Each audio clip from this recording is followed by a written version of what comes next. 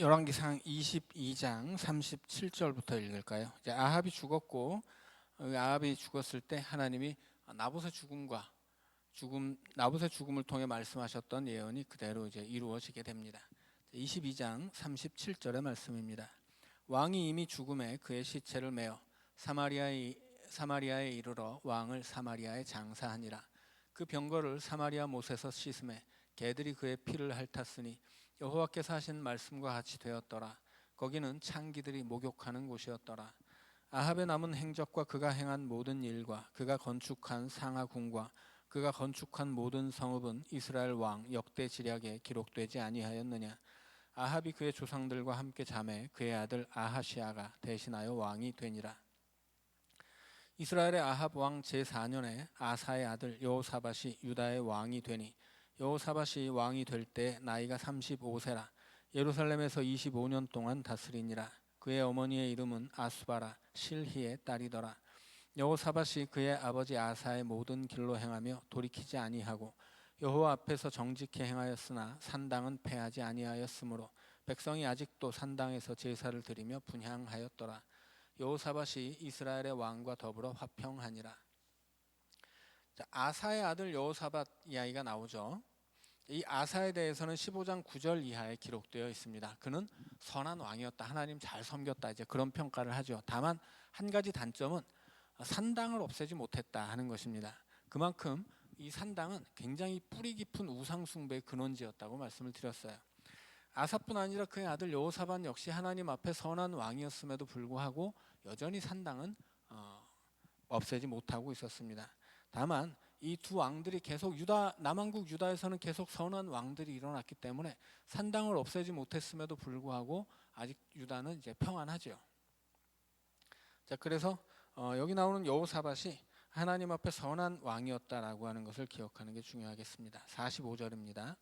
여호사밧의 남은 사적과 그가 부린 권세와 그가 어떻게 전쟁하였는지는 다 유다 왕 역대 지략에 기록되지 아니하였느냐. 그가 그의 아버지 아사의 시대에 남아있던 남색하는 자들을 그 땅에서 쫓아내었더라. 그때 에돔에는 왕이 없고 섭정 왕이 있었더라.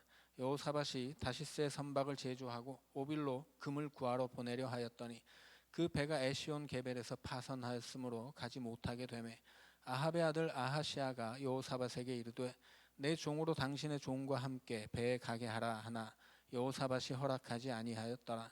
여호사밧이 그의 조상들과 함께 잠에 그의 조상 다윗성에 그의 조상들과 함께 장사되고 그의 아들 여호람이 대신하여 왕이 되니라. 자, 그런데 여호사밧에 관한 이야기에서 갑자기 선박 이야기가 나오죠. 자, 이게 무슨 얘기냐면 여호사밧이 선박을 만들게 합니다. 다시스에서 선박을 제조하고 오빌로 금을 구하러 보내려고 해요. 이게 언제 이런 일들이 있었냐면 솔로몬 시대에 있었어요. 자, 솔로몬 시대에 그 많은 은과 금이 어디서 나왔냐면 해상 무역을 통해 나왔다고 말씀을 드렸죠. 지금 이 여호사밧의 시대에 여호사밧도 솔로몬처럼 해상 무역을 통해서 금을 구하려고 했던 거예요. 그러니까 이 금을 구한다는 건 뭐예요? 돈을 벌려고 했다는 거죠. 솔로몬 시대에 해상 무역을 통해서 돈을 많이 벌었기 때문에 여호사밧도 해상 무역을 통해 돈을 많이 벌려고 했습니다. 그런데 실패했어요. 왜냐하면 다시스에서 선박을 제조하고 오빌로 금을 구하러 보냈는데 그 배가 파선한 거죠. 그래서 여호사밧의 웅대한 사업 계획이 실패에 직면하게 됩니다. 그때 손을 내밀어 주는 사람이 있었는데 누구냐면 아합의 아들 아하시아예요. 아하시아가 유다 왕 여호사밧이 금 무역을 하려고 했는데 실패한 것을 보고 도와주겠다고 한 거예요. 내가 가지고 있는 배 있는데 같이 사업하자 이렇게 얘기한 거죠. 그러면 돈을 벌려고 했으면 같이 하는 게 맞죠.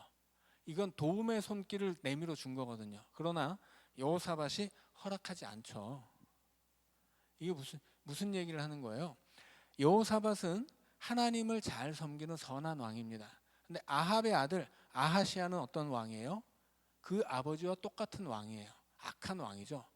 악한 왕이 선한 왕에게 같이 네가 돈 벌 수 있도록 내가 도와줄게 라고 도움의 손길을 내민 거예요. 그런데 거절했다고 하는 거죠. 자, 그것이 여호사밧은 무역에는 실패한 거예요.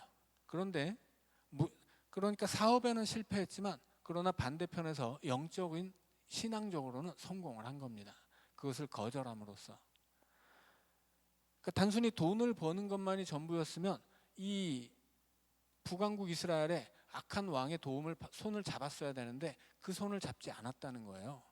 아까 같이 전쟁을 했었죠. 같이 전쟁을 하는 이유는 뭐예요? 그들이 회복하고 싶은 땅이, 얻으려고 하는 땅이 하나님이 주셨던 약속의 땅이었기 때문이에요.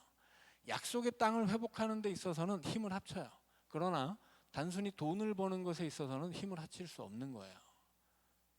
그것은 하나님의 뜻이 아니기 때문이죠. 자, 그래서 여호사밧이 어떤 면에서 훌륭했던 것인지를 이 사업의 실패 얘기를 통해서 보여주는 것입니다. 51절입니다.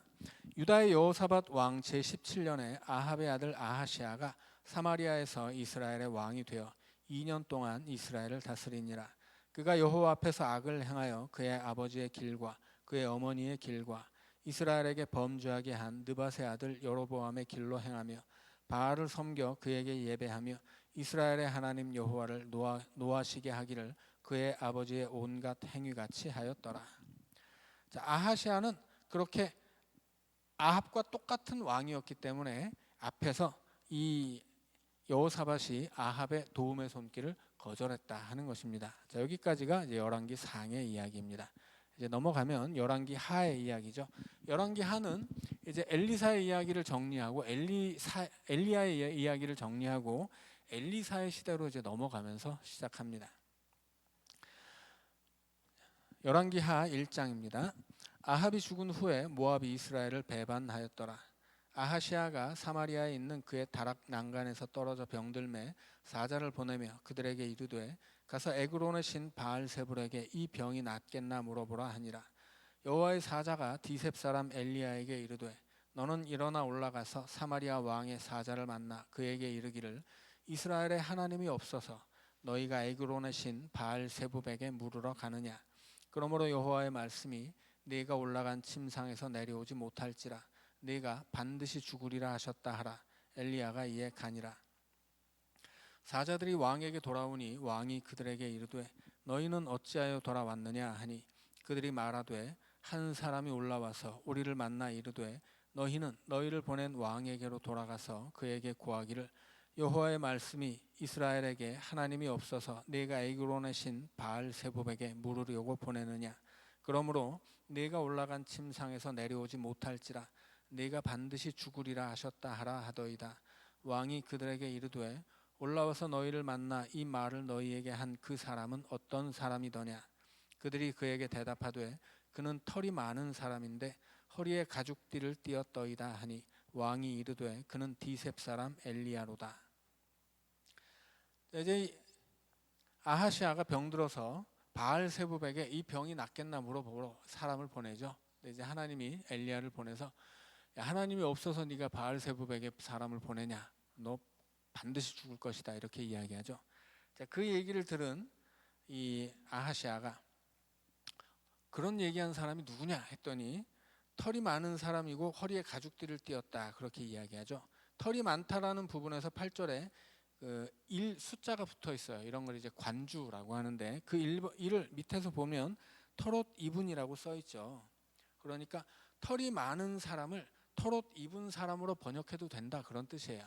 관주는 다르게 번역이 가능할 때 관주를 붙여 놓습니다. 자, 그래서 엘리야는 어떤 사람이냐면 털옷을 입은 사람이고 그리고 허리에 가죽띠를 띤 사람이에요. 나중에 세례요한 이야기를 할 때 세례요한의 의복에 대해서 낙타 털옷을 입고 허리에 가죽띠를 띠었다 이야기하죠. 그것은 그가 엘리야다라고 하는 이야기예요. 그래서 이 이스라엘 사람들은 메시아가 오기 전에 메시아의 사자로 엘리야가 온다라고 믿었기 때문에 이 세례 요한이 엘리야로 그려지는 것입니다. 자, 그래서 털옷 입은 사람 그리고 허리에 가죽띠를 띤 사람 이것은 엘리야를 상징하는 표현이에요. 자, 9절입니다.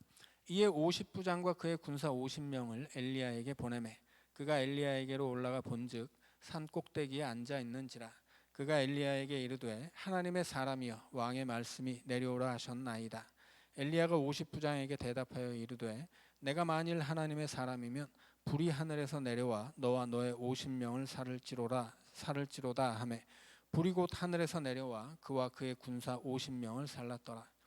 왕이 다시 다른 50부장과 그의 군사 50명을 엘리야에게로 보내니 그가 엘리야에게 말하여 이르되 하나님의 사람이여 왕의 말씀이 속히 내려오라 하셨나이다 하니 엘리야가 그들에게 대답하여 이르되 내가 만일 하나님의 사람이면 불이 하늘에서 내려와 너와 너의 50명을 살을지로다 하매 하나님의 불이 곧 하늘에서 내려와 그와 그의 군사 50명을 살랐더라. 왕이 세 번째 50부장과 그의 군사 50명을 보낸지라 셋째 50부장이 올라가서 엘리야 앞에 이르러 그의 무릎을 꿇어 엎드려 간구하여 이르되 하나님의 사람이여 원하건대 나의 생명과 당신의 종인 이 50명의 생명을 당신은 귀히 보소서. 불이 하늘에서 내려와 전번에 50부장 둘과 그의 군사 50명을 살랐거니와 나의 생명을 당신은 귀히 보소서 하매 여호와의 사자가 엘리야에게 이르되 너는 그를 두려워하지 말고 함께 내려가라 하신지라. 엘리야가 곧 일어나 그와 함께 내려가 왕에게 이르러 말하되 여호와의 말씀이 내가 사자를 보내 에그론의 신 바알세붑에게 물으려 하니 이스라엘에 그의 말을 물을 만한 하나님이 안 계심이냐. 그러므로 내가 그 올라간 침상에서 내려오지 못할지라 내가 반드시 죽으리라 하셨다 하니라. 왕이 엘리야가 전한 여호와의 말씀대로 죽고 그가 아들이 없으므로 여호람이 그를 대신하여 왕이 되니 유다 왕 여호사밧의 아들 여호람의 둘째 해였더라. 아하시아가 행한 그 남은 사적은 모두 이스라엘 왕 역대 지략에 기록되지 아니하였느냐. 결국 이 아하시아는 죽게 되죠. 50부장과 50명의 군사를 보내서 그 저주한 엘리야를 잡아오라고 시켰는데 그 50명을 두 번 보냈는데 다 불살라 죽게 되고 세 번째 간 사람은 엘리야 앞에 넙죽 엎드리죠. 그래서 엘리야를 잡아오려고 했기 때문에 원래는 엘리야가 두려워했어야 되는데 엘리야를 잡으러 온 사람들이 두려워하게 되고 엘리야가 또 다시 한번 그의 죽음을 선포하고 그는 죽게 됩니다. 자, 그런데 이제 헷갈리는 이야기가 나오죠. 17절에 여호람이 그를 대신하여 왕이 됩니다. 그의 아들이 없어서 이 여호사밧에게 아들이 없었기 때문에 여호람이 그를 대신하여 왕이 되는데 이 여호람은 누구냐면 여호사밧의 형제예요. 그러니까 아합의 아들이죠. 그래서 3장 열왕기하 3장 1절을 보면 유다의 여호사밧 왕 18째 해 아합의 아들 여호람이 사마리아에서 이스라엘을 12해 동안 다스리니라. 아합의 또 다른 아들이 여호람이에요. 그러니까 아합에게는 여호사밧이 있고 그의 동생 여호람이 있는데 여호사밧이 2년 만에 죽고 여호람이 왕이 되었다 하는 이야기죠. 자, 그런데 유다 왕 여호사밧의 아들 여호람도 나오죠. 17절에. 그러니까 그 시대에 여호람이라는 왕이 북왕국에도 있었고 남왕국에도 있었다 하는 이야기입니다. 자, 이제 2장으로 가면 엘리야가 승천하고 엘리사가 이어받는 이야기입니다. 2장 1절입니다. 여호와께서 회오리 바람으로 엘리야를 하늘로 올리고자 하실 때 엘리야가 엘리사와 더불어 길갈에서 나가더니 엘리야가 엘리사에게 이르되 청하건대 너는 여기 머물라 여호와께서 나를 베델로 보내시느니라 하니 엘리사가 이르되 여호와께서 살아계심과 당신의 영혼이 살아있음을 두고 맹세하노니 내가 당신을 떠나지 아니하겠나이다 하는지라. 이에 두 사람이 베델로 내려가니 베델에 있는 선지자의 제자들이 엘리사에게로 나와 그에게 이르되 여호와께서 오늘 당신의 선생을 당신의 머리 위로 데려가실 줄을 아시나이까 하니 이르되 나도 또한 아노니 너희는 잠잠하라 하니라. 엘리야가 그에게 이르되 엘리사야 청하건대 너는 여기 머물라 여호와께서 나를 여리고로 보내시느니라. 엘리사가 이르되 여호와께서 살아계심과 당신의 영혼이 살아있음을 두고 맹세하노니 내가 당신을 떠나지 아니하겠나이다 하니라. 그들이 여리고에 이르매 여리고에 있는 선지자의 제자들이 엘리사에게 나와 이르되 여호와께서 오늘 당신의 선생을 당신의 머리 위로 데려가실 줄을 아시나이까 하니 엘리사가 이르되 나도 아노니 너희는 잠잠하라. 엘리야가 또 엘리사에게 이르되 청하건대 너는 여기 머물라 여호와께서 나를 요단으로 보내시느니라 하니 그가 이르되 여호와께서 살아계심과 당신의 영혼이 살아있음을 두고 맹세하노니 내가 당신을 떠나지 아니하겠나이다 하는지라. 이에 두 사람이 가니라. 선지자의 제자 50명이 가서 멀리 서서 바라보매 그 두 사람이 요단가에 서 있더니 엘리야가 겉옷을 가지고 말아 물을 치매 물이 이리저리 갈라지고 두 사람이 마른 땅 위로 건너더라. 건너매 엘리야가 엘리사에게 이르되 나를 네게서 데려감을 당하기 전에 내가 네게 어떻게 할지를 구하라. 엘리사가 이르되 당신의 성령이 하시는 역사가 갑절이나 내게 있게 하소서 하는지라. 자, 엘리야를 하나님이 이제 하늘로 들어 올리시려고 하죠. 죽음을 보지 않고 이제 하늘로 올라가게 되죠. 자, 그래서 구약 시대에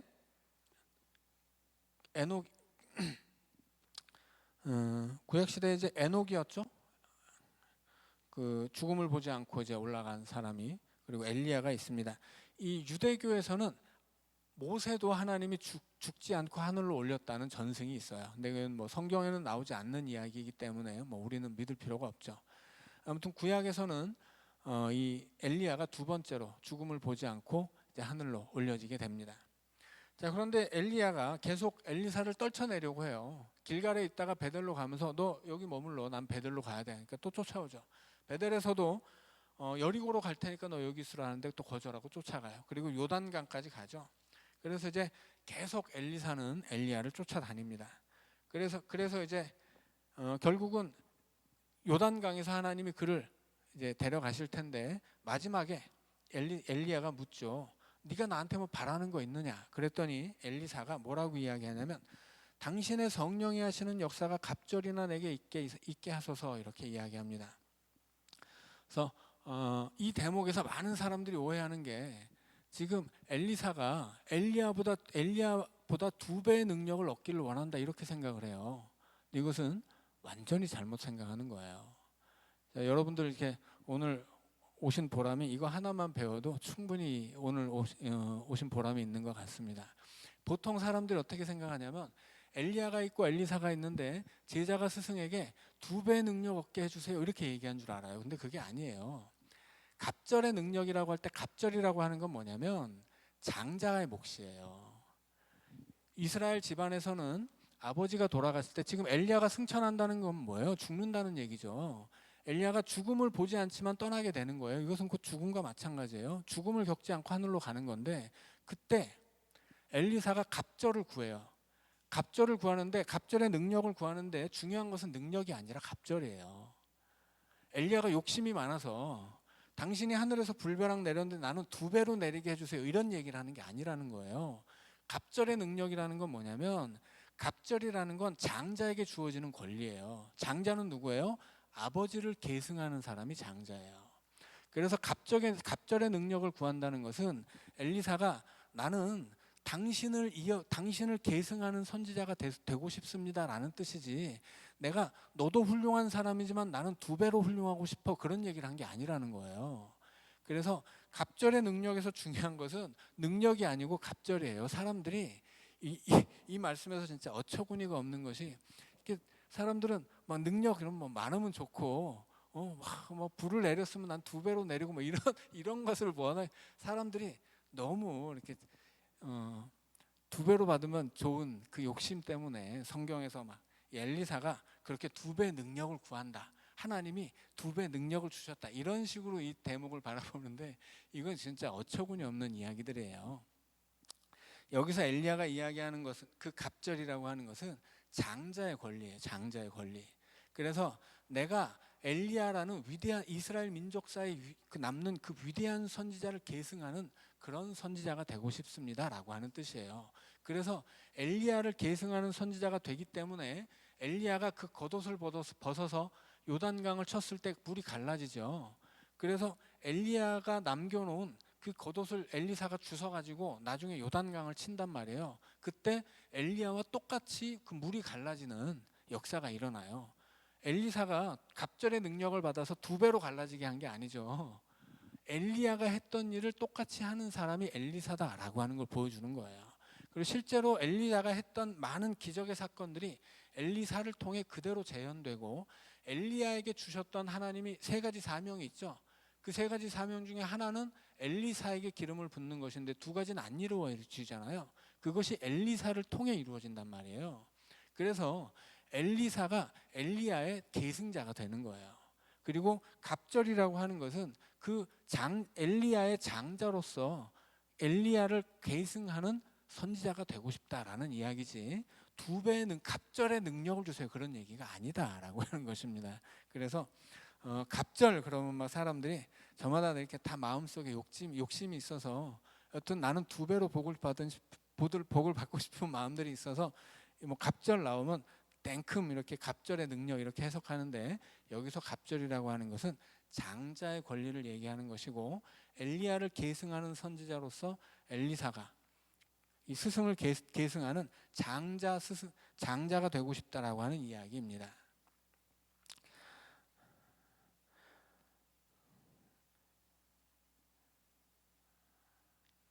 자, 10절입니다. 이르되 네가 어려운 일을 구하는도다. 그러나 나를 내게서 데려가시는 것을 내가 보면 그 일이 내게 이루어지려니와 그렇지 아니하면 이루어지지 아니하리라 하고, 두 사람이 길을 가며 말하더니 불수레와 불말들이 두 사람을 갈라놓고 엘리야가 회오리 바람으로 하늘로 올라가더라.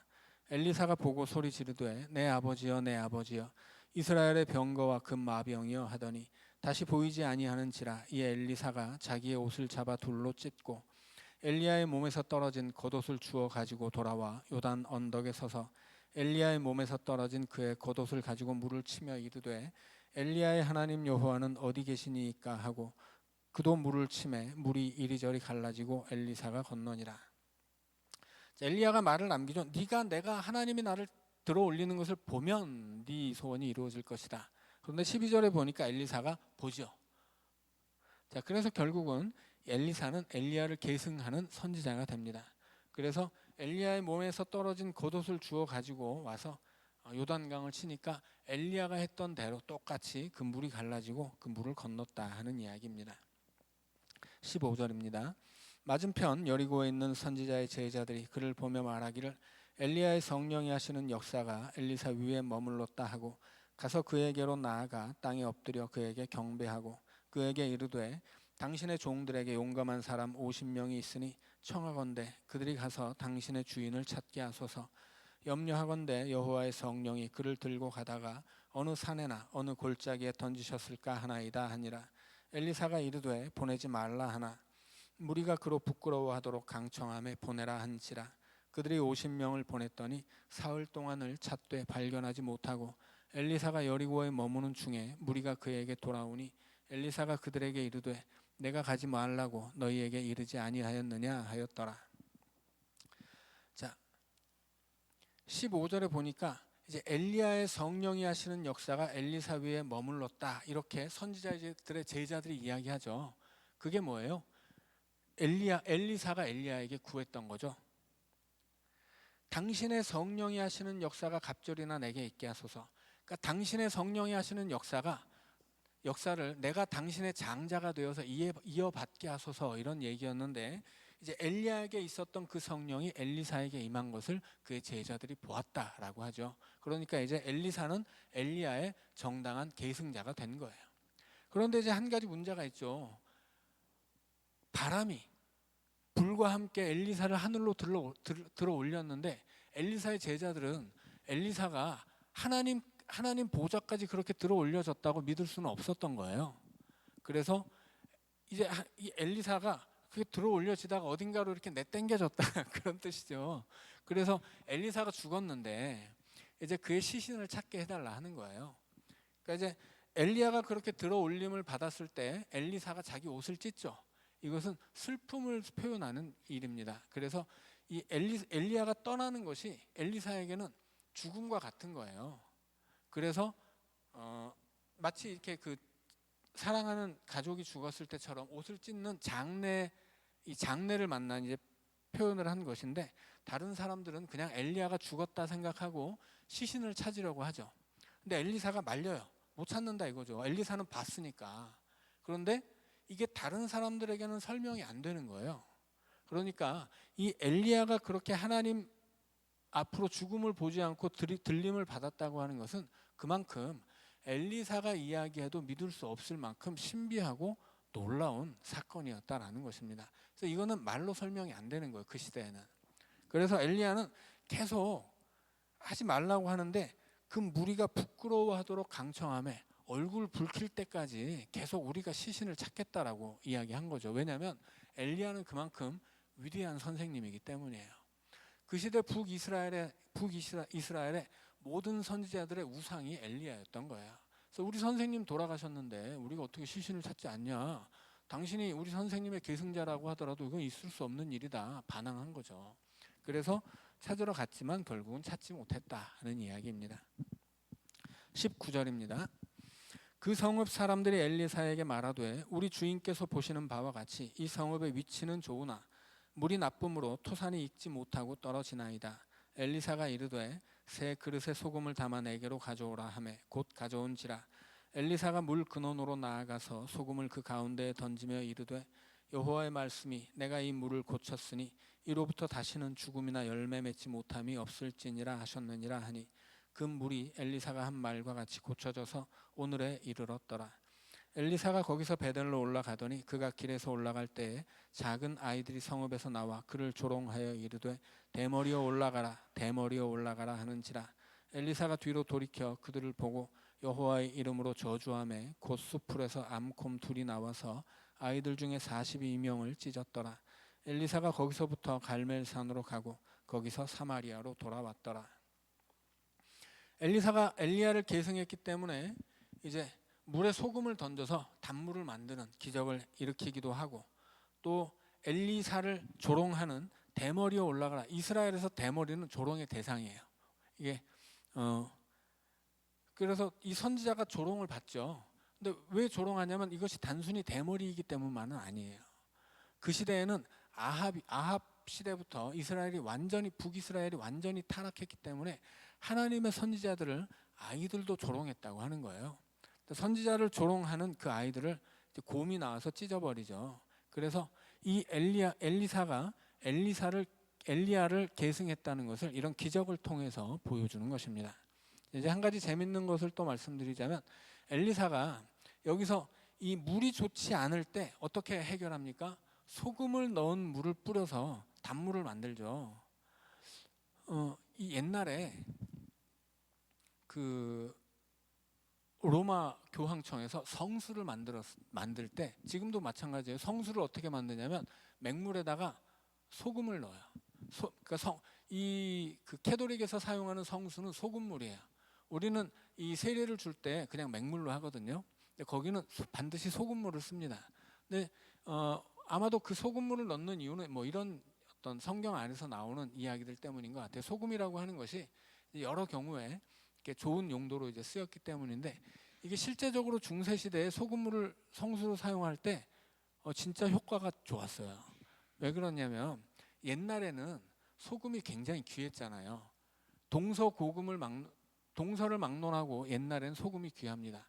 그래서 우리나라에서도 소금 장수는 굉장히 부자였어요. 소금 장수 오면 처녀들이 막 시집 가려고 했다는 이야기들이 있죠. 왜냐하면 소금이 귀하기 때문이에요. 근데 옛날에 중세 시대 유럽에서도 소금이 굉장히 귀했는데 예를 들어서 그 사람이 그 오늘날 인류의 수명이 이렇게 굉장히 길어진 이유가 두 가지 있는데 그 중에 하나가 뭐냐면 항생제예요. 항생제가 발명됨으로써 사람의 수명이 비약적으로 늘어났습니다. 근데 소금이 그 항생제 역할을 해요. 그러니까 이 항생제라고 하는 건 뭐 균을 잡는 거죠. 옛날에 사람들이 왜 많이 죽었냐면 어디 상처가 나면 거기로 균이 들어가 가지고 그 균에 감염이 돼서 많이 죽었거든요. 그런데 소금이 그 균을 상처를 소독하는 역할을 하는데 이 소금이 귀하기 때문에 보통 사람들은 소금을 쉽게 얻을 수가 없었단 말이에요. 그런데 교황청에서 소금을 넣어서 성수를 만들잖아요. 그 아픈 사람 있으면 뿌려줬단 말이에요. 전쟁터에서 상처난 병사들이 있으면 그 성수를 뿌려줬어요. 그럼 어떻게 돼요? 그럼 소독이 되는 거죠. 그래서 뭐 이것은 뭐 중요한 얘기는 아닌데 중세 시대에 그렇게 교황청에서 만든 성수에 소금을 넣어서 만들었기 때문에 이게 실제적인 치료의 기능도 많이 이렇게 가지고 있었다 하는 것이고 그런 일들이 굳이 이렇게 소금을 넣어서 성수를 만든 이유는 이렇게 구약 안에서 소금을 뿌려서 물을 뭐 달게 만들었던 일들이 있었기 때문이다. 때문이 아니었겠느냐 뭐 하는 거죠. 자, 여기까지 하고 오늘은 2장까지 읽고 다음 시간에 3장을 이어서 읽어가도록 하겠습니다. 우리 기도하고 마치죠. 사랑의 주님, 성경을 읽어가면서 하나님의 말씀을 우리의 마음에 깊이 새기고 그 말씀이 우리의 삶에서 또 우리의 말과 행동에서 드러날 수 있도록 주님 인도하여 주옵소서. 그래서 주님의 말씀이 우리의 삶에서 살아 움직이게 하시고 그 말씀을 붙잡고 살아가는 우리들 세상도 이길 수 있도록 주님 힘 있는 믿음을 허락하여 주옵소서. 예수님 이름으로 기도하옵나이다. 아멘.